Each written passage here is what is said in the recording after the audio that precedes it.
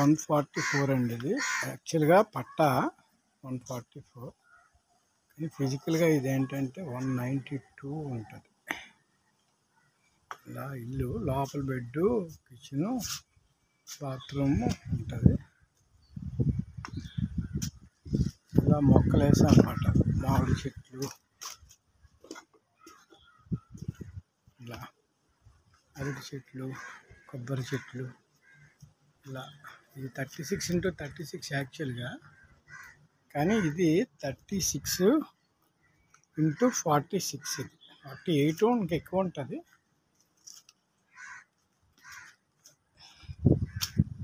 కొలతలు